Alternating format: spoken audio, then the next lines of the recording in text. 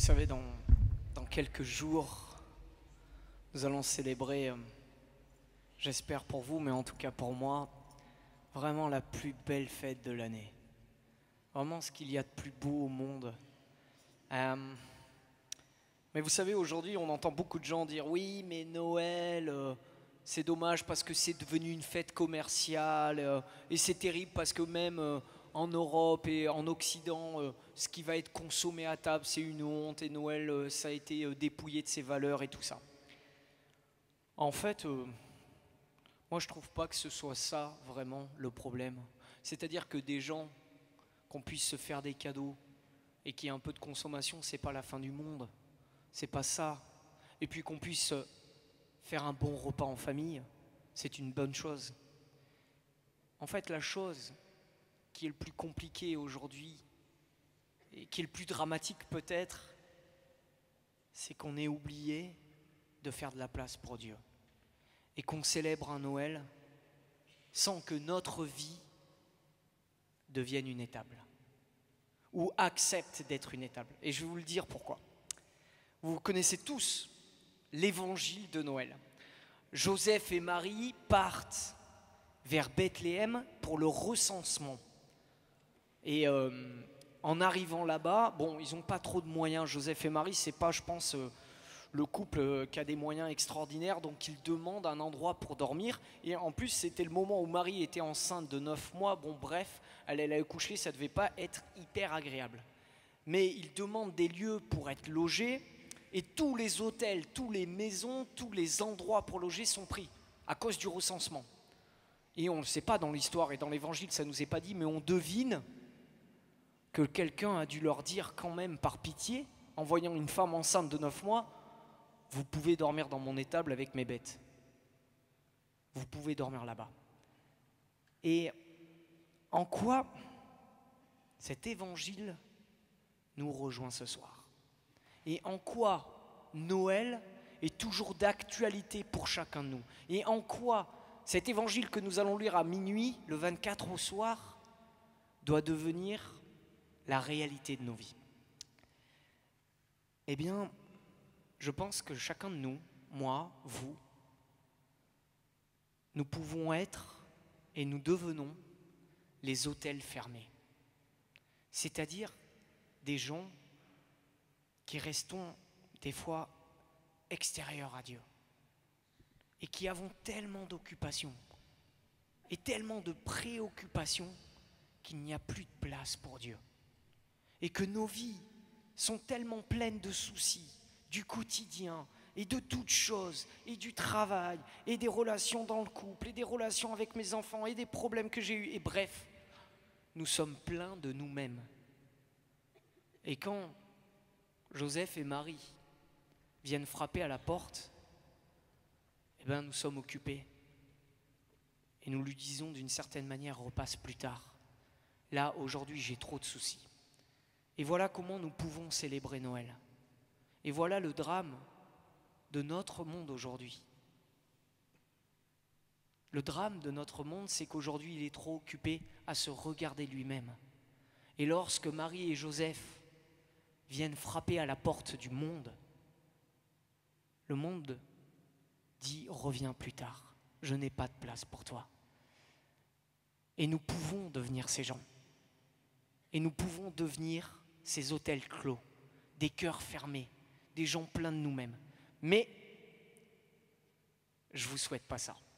Et je ne le souhaite à personne. Et je ne le souhaite à aucun de nous ce soir. Et au contraire, nous sommes dans cette église et nous sommes dans le bon lieu pour entendre une bonne nouvelle.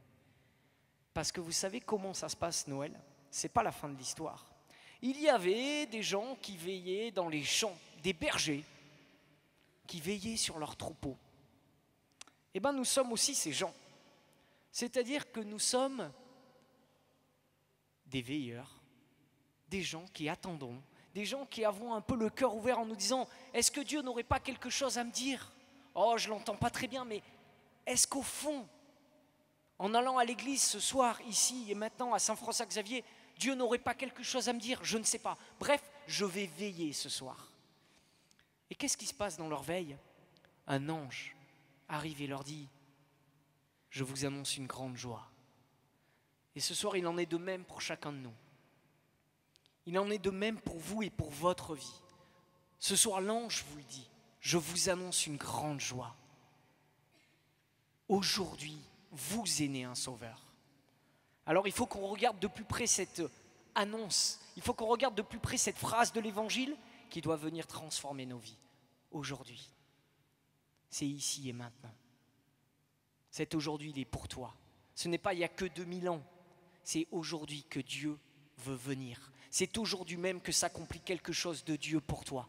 C'est aujourd'hui même qu'il a décidé de se pencher sur ta vie. C'est aujourd'hui même que la bonne nouvelle entre. Qu'il en est fini des mauvaises nouvelles, qu'il en est fini du passé, que désormais Dieu a décidé de rejoindre ta vie. Aujourd'hui, vous êtes né un sauveur. Pour toi. C'est pas aujourd'hui est né un sauveur, c'est aujourd'hui vous êtes né un sauveur. C'est-à-dire que cette annonce, elle est pour vous, elle vous concerne, elle est pour toi. Dieu n'a pas voulu être Dieu seulement pour se manifester comme Dieu. Il a voulu être le Dieu pour toi. Il a voulu être le Dieu pour nous. C'est pour nous qu'il est descendu sur terre. C'est pour nous rejoindre, pour nous aimer, pour nous guérir, pour nous consoler, pour nous toucher, qu'il est venu jusqu'à nous. Ce message, il nous concerne et il est pour nous, aujourd'hui même, ici et maintenant. Et cette personne, cet enfant qui naît, voici la grande nouvelle, voici la bonne nouvelle. C'est notre Sauveur. En cet enfant, Dieu a concentré toute sa grâce, sa consolation, son amour pour vous. Dieu ne vous a pas laissé seul. Voici le message de Noël. Dieu ne vous a pas abandonné. Peut-être qu'actuellement vous vivez une période difficile dans votre couple, dans vos relations avec vos enfants, dans votre vie, dans votre travail, que vous êtes tendu, comme le disait Tom, que en ce moment votre foi vacille. Peut-être qu'en ce moment vous avez même perdu le sens de la vie. Peut-être que vous en avez marre. Peut-être que les profs vous énervent à un point où vous voyez même plus le sens d'aller à l'école. Peut-être que dans votre couple, vous ne voyez plus le bout. Peut-être que vous avez été trahi. Peut-être que vous avez vécu quelque chose de terrible dans votre famille. Peut-être que vous portez quelque chose de lourd. Voici la bonne nouvelle. Voici la joie de Noël.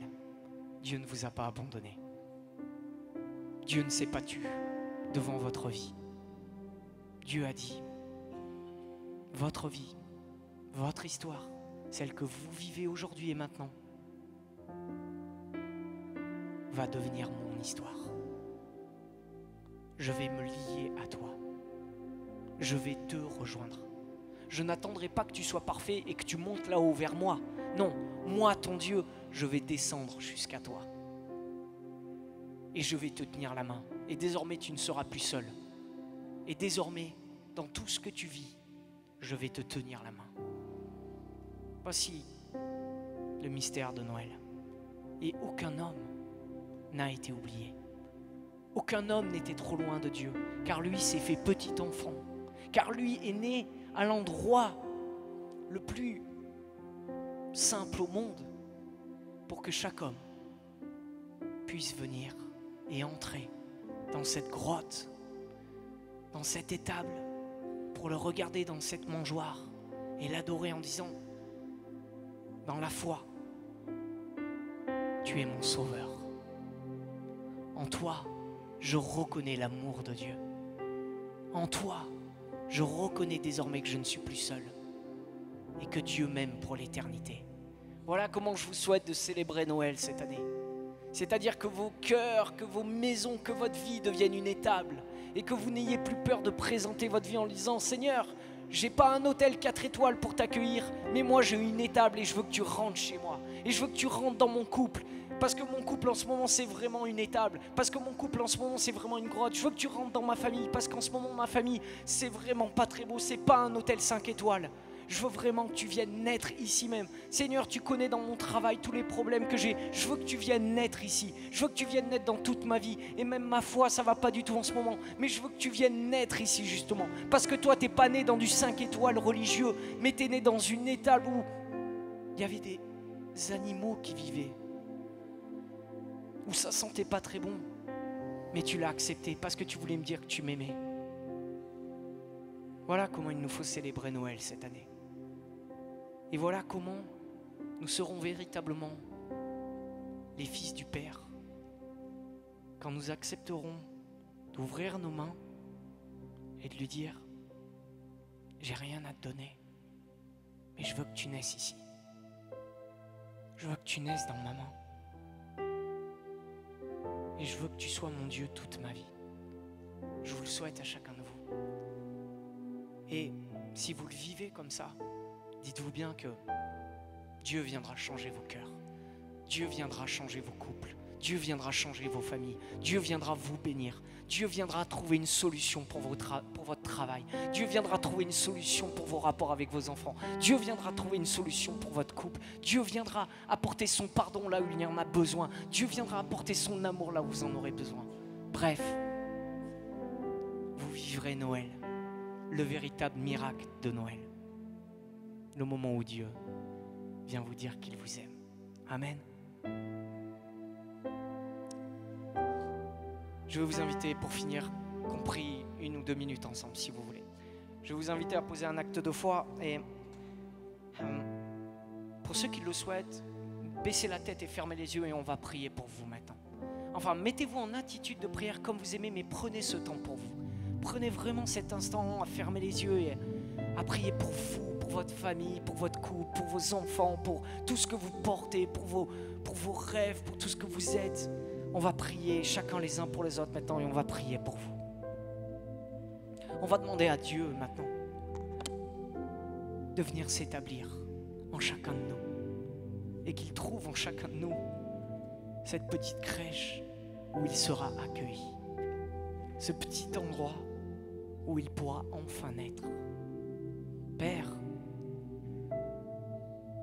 nous sommes heureux ce soir d'être dans ta maison. Nous voulons te rendre grâce de nous accueillir. Et bien plus encore, nous voulons te rendre grâce de nous avoir donné ce que tu avais de plus précieux, ton Fils Jésus-Christ. Père, tu ne nous as pas abandonnés. Tu ne nous as pas laissés seuls. Mais tu nous as envoyé ton Fils pour nous sauver, pour nous guérir, pour nous consoler, pour nous pardonner, pour nous relever, pour nous envoyer. Ce soir, nous te le demandons. Viens poser ta main sur chacun de nous maintenant. Viens renouveler nos vies. Viens changer nos cœurs. Prépare nos cœurs à t'accueillir. Permets-nous de vivre ces derniers jours dans l'attente. Permets-nous de préparer nos cœurs. Permets-nous d'être une crèche, une grotte, une étape pour toi. Permets-nous de ne pas rester sourds et muets lorsque tu viendras frapper à notre porte. Au moment où tu viendras demander l'hospitalité, au moment où tu voudras parler dans notre vie, au moment où tu voudras dire quelque chose, permets-nous de l'entendre. Que nous ne soyons pas sourds au moment où tu viendras frapper à notre porte. Que nous ne soyons pas un hôtel plein de nous-mêmes, mais que nous ayons au moins un petit endroit où nous puissions dire viens, viens ici. Que nous n'ayons aussi jamais peur de te présenter nos vies telles qu'elles sont. Parce que toi, tu n'as pas eu peur de naître dans le pire endroit qui soit dans le monde, là où aucun de nous n'est né, là où aucun de nous n'a accepté de naître. Toi, tu l'as accepté parce que tu as voulu nous montrer que tu voulais nous rejoindre jusqu'au bout, que tu voulais te lier à nous et que notre histoire devenait ton histoire. Père, pour tout cela et pour tant de choses, nous voulons te dire merci. Merci pour ton Fils Jésus. Merci pour cet enfant qui va naître et qui vient nous sauver. Si vous aviez une chose à dire à Dieu, si ce soir vous aviez cette chance unique d'être un berger et de rentrer dans la grotte de Bethléem, qu'est-ce que vous diriez à cet enfant? Qu'est-ce que vous diriez à Dieu? Qu'est-ce que vous lui confieriez? Qu'est-ce que vous lui demanderiez? Si vous aviez une seule chose et une seule chance de vous retrouver dans la grotte de Bethléem maintenant, à côté de Marie et Joseph, et de dire, moi j'ai juste entendu l'annonce de l'ange et je viens voir cet enfant, qu'est-ce que vous diriez? Qu'est-ce que vous confieriez à Dieu? Eh bien cet instant est venu. Et croyez bien une chose, que lorsque vous parlez à Dieu, Dieu vous répond. Amen.